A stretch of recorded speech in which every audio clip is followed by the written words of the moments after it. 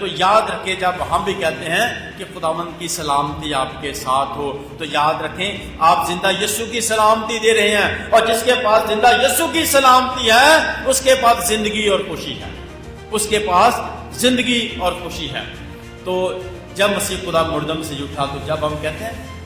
خداوند آپ کے ساتھ ہو، خداوند کی سلامتی آپ کے ساتھ ہو، تو یاد رکھیے ہم وہی سلامتی کو یاد کرتے ہیں، وہی سلامتی جو یسوع کے دینے سے کیا ہوئی، شاگردوں کو دلیری ملی ہے،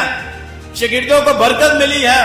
شاگردوں کی زندگی بدلی ہے۔ تو ہم بھی جب دوسروں کو سلامتی دیتے ہیں نا، خداوند کی سلامتی آپ کے ساتھ، تو یاد رکھو یہ سلامتی یسوع کی سلامتی ہے، زندہ یسوع کی سلامتی، یہ عام سلامتی نہیں ہے، یہ زندہ یسوع کی سلامتی ہے۔ اور زندہ یسوع کی سلامتی نے کیا کیا، شاگردوں کی زندگیوں کو بدل کر رکھ دیا۔